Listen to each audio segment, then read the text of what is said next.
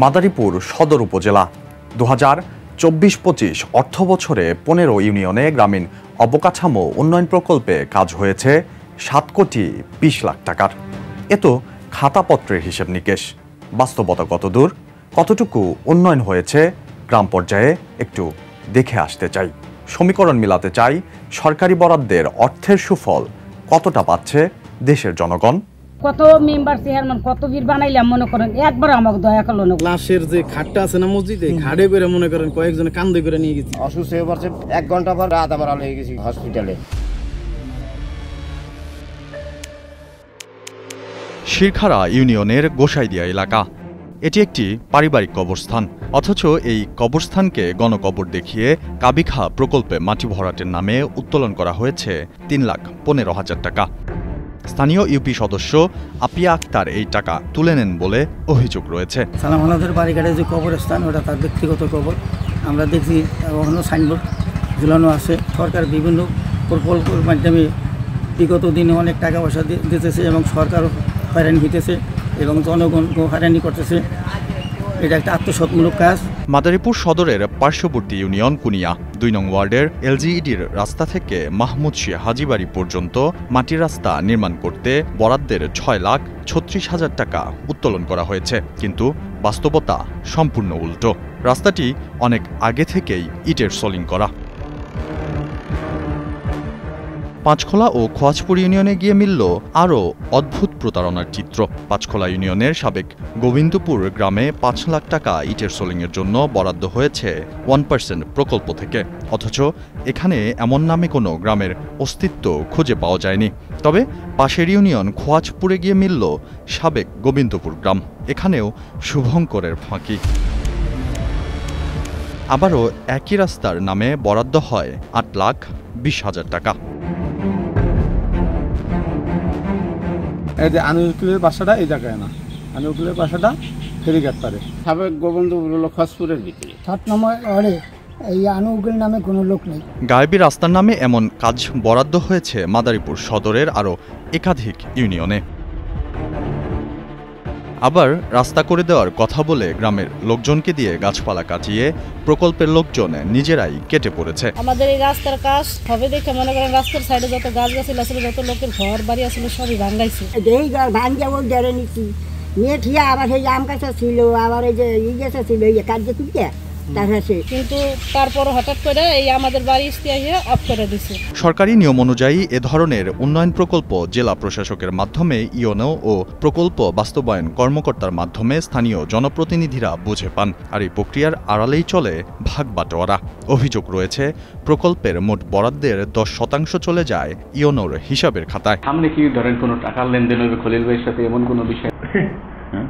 আমি সুন্দরী পেয়ে গেছে, আমি একটু কাজটা আগে না দেখাই দিতাম না। অন দা ফিল্ডে যদি আমার কাজ আমার থাকে, আমি এটাকে দেখাইয়া এরপর পাঠিয়ে 10% কি চেক পাওয়ার আগে নেয় নাকি পাওয়ার পরে?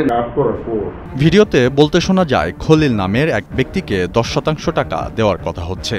কে খলিল?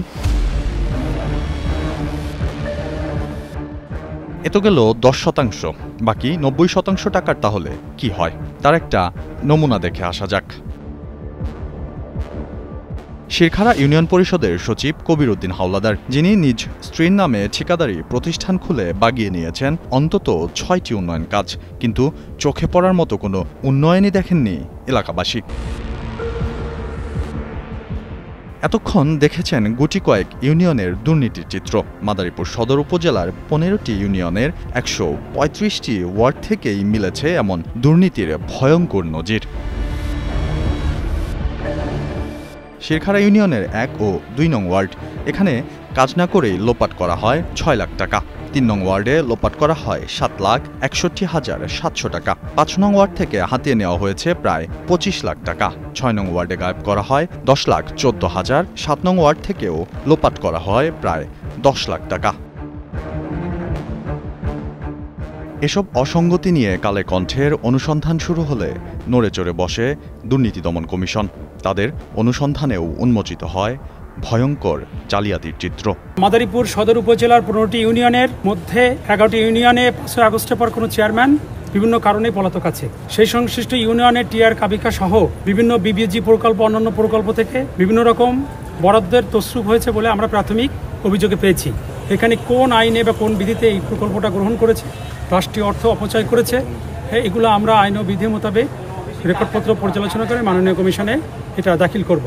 সদর উপজেলায় এমন গ্রামও আছে যেখানে রাস্তার অভাবে প্রবেশ করতে পারে না কোনো যানবাহন। শুনে অবিশ্বাস্য মনে হলেও নির্মম বাস্তবতা হচ্ছে লাশবাহী খাটিয়াই তাদের হাসপাতালে রোগী নেওয়ার অন্যতম অবলম্বন। গর্ভবতীর বাচ্চা হবে, লাশের যে খাটটা আছে না মসজিদে, খাটে করে মনে করেন কয়েকজনে কান্দে করে নিয়ে গেছি, নিতে গাড়িতে বসে ডেলিভারি হয়ে যায়, এরকম অবস্থা। গতকাল গেজবেরিয়াটার ছেলে অসুস্থ হয়ে পড়ছে প্রেসারে, 1 ঘন্টা পর গাড়ি রাত আমরা লেগে গেছি হসপিটালে। এসব অভিযোগের বিষয়ে জানতে উপজেলা নির্বাহী অফিসারের দ্বারস্থ হই আমরা। দীর্ঘ 2 ঘন্টার অপেক্ষার পরও দেখা না পেয়ে মুঠোফোনে যোগাযোগ করা হয়। তবে ইয়োনো ওয়াদি বা শাবাব তথ্য না দিয়ে উল্টো প্রতিবেদককেই ম্যানেজ করার চেষ্টা করেন। আপনার ওই যে একটা প্রতিষ্ঠান দেখেছিলাম পিয়ারপুরে আছে না, রানিং আছে তো প্রতিষ্ঠানটা? আচ্ছা শুনেন, আপনার ওখানে কি হচ্ছে, আপনি কোনো কাজ করাবেন? মানে হচ্ছে আমরা হচ্ছে এইবারের প্রজেক্ট গুলো নিচ্ছি, তাহলে তো ওইটা আপনাকে সরকারি ভাবে একটু বরাদ্দ দিয়ে দেওয়া উচিত। আমি আছি, তা আমি থাকতে ওইটা যে কদিনই থাকি, যে কদিনই আপনার সাহায্য লাগতে পারি, ওইটা সরকারি ভাবে একটা অনুমোদন আনায় দিই, যাতে আপনার আর ঝামেলা না হয়। আপনাদের জায়গার বিষয়টা সেটেল হওয়া দরকার। যদি ওখানে থাকেন তাহলে ওরকম আমরা একটা ব্যবস্থা করে দিই। গুরুতর এসব অভিযোগের সত্যতা পেলে ব্যবস্থা নেওয়ার কথা জানান জেলা প্রশাসক কার্যালয়ের এই কর্মকর্তা। এখান থেকে আমরা অভিযোগ পাচ্ছি, সেই সব জায়গায় আমরা সরেজমিনে তদন্ত করছি এবং প্রকল্প নেওয়া হয়েছে কিন্তু সরেজমিনে কোনো কাজ হয়নি, দৃশ্যমান কোনো কাজ হয়নি, সেগুলোকে আমরা ফাইন্ড আউট করব। ফাইন্ড আউট করে সেই অর্থগুলো মানে আত্মসাতের সাথে যারা জড়িত তাদেরকে আমরা অফিসিয়াল যে আইনানুগ ব্যবস্থা নেয়ার, বিভাগীয় ব্যবস্থা নেয়ার, সেটা নিব। গ্রামীণ দুস্থ মানুষ কাজ করে খাবার কিংবা টাকা পাবে, অথবা গ্রামবাসীর ভূমি হস্তান্তর করের 1% তাদেরই উন্নয়নে ব্যয় হবে। এমন প্রকল্পে যখন দুর্নীতি হয় তখন সাধারণ মানুষ যেন অসহায় হয়ে পড়ে অসাধু কিছু লোকের কাছে। এই চিত্র শুধু মাদারীপুর কিংবা এখনকার নয়, বহুদিনের পুরনো দুর্নীতির এই ব্যাধি থেকে কখনোই কি পরিত্রাণ মিলবে না? সাধারণ মানুষের এমন প্রশ্ন থেকেই যায়। আজকে বিদায় নিচ্ছি, দেখা হবে অন্য কোনো অনুসন্ধান নিয়ে। মাহদি হাসান, কালে কণ্ঠ।